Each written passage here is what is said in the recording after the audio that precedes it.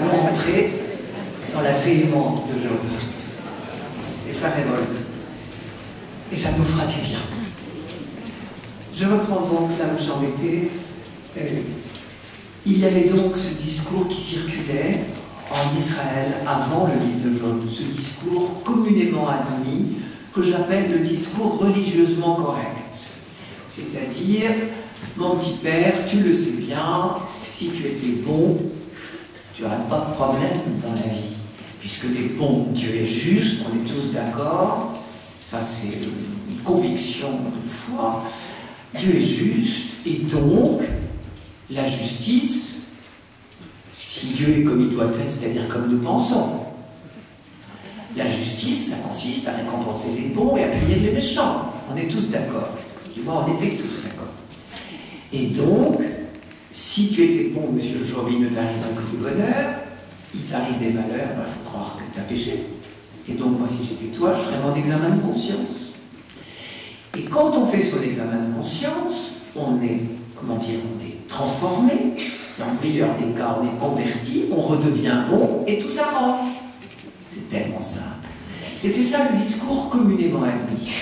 Il était magnifiquement représenté par ce petit conte gentil qui circulait et qui était un superbe exemple de le vadémécum du parfait petit souffrant, croyant, bien pieux, hein, qui, quand il a des malheurs, dit « Le Seigneur a donné, le Seigneur a repris, ôté, que son sein en soit béni. » Bien.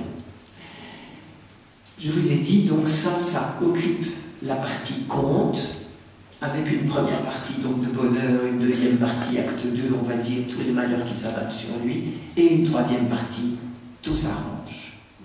Un beau jour, et on pense que c'est intéressant comme hypothèse, tout n'est qu'hypothèse, vous savez, on pense que pendant l'exil à Babylone, cette génération, nous sommes au 6e siècle avant Jésus-Christ, l'exil à Babylone, les dates d'une cinquantaine d'années, entre 587 et 538. Ces 50 années sont 50 années très douloureuses pour ce peuple qui a tout perdu. Il n'y a plus rien de ce qui faisait les piliers de notre vie dans l'alliance avec Dieu. C'était un peuple vivant sur sa terre, avec sa capitale Jérusalem, le temple, signe de la présence de Dieu à Jérusalem, un roi sur le trône et la promesse qu'il y aura toujours un roi sur le trône et toujours des prêtres dans le temple. Tout allait bien. Et on faisait ce qu'on pouvait, nous, avec tout ça, on était comme on pouvait, on essayait d'être fidèle à l'Alliance, plus ou moins. On n'a pas toujours été, c'est vrai. Quand est arrivée la catastrophe babylonienne, l'invasion, l'écrabouillement, on va dire, de ce peuple, écoutez Nabucco, Nabuchodonosor écrase Jérusalem,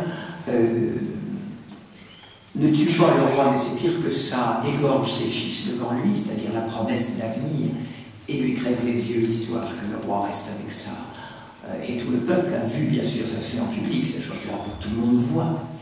Et donc c'est fini, on n'a plus de roi, la ville est dévastée, le temple est complètement écrasé et profané, bien sûr, et le peuple, il en reste ce qu'il en reste. Est-ce que l'alliance est encore là? Mais pourtant, on n'avait pas péché plus que nos pères. Et on pense que c'est à ce moment-là qu'un auteur a essayé de répondre au désarroi de ses contemporains. Et c'est à partir de ce moment-là que probablement serait née la partie centrale du livre de Job, celle qui est en vers, et qui est une longue discussion âpre et véhémente sur le thème. Mettez-vous entre vous, discutez et dites-moi ce que vous pensez de la souffrance. Et il y a ceux qui pensent que Dieu est juste et donc si on est dans le pétrin, c'est qu'on l'a pas volé. Il y a ceux qui disent c'est pas si simple. Voilà la partie centrale. C'est sur elle que je vais focaliser maintenant mon attention. Le conte est gentil, mais vous comme moi, vous aurez vite vu que ça ne tient pas la route. Je l'ai assez dit. Cette partie centrale, donc, va être une contestation menée tambour battant du discours que j'appelle religieusement correct. Les bons sont toujours récompensés, les méchants sont toujours punis, donc si t'arrives du malheur, c'est que t'es méchant. C'est facile, hein, c'est une équation simple comme tout. Et tout ça, c'est parce que Dieu est juste. Et du coup, l'auteur qui a osé initier ce grand débat va se demander, mais après tout, est-ce qu'on ne s'est pas trompé d'idée? sur la justice de Dieu.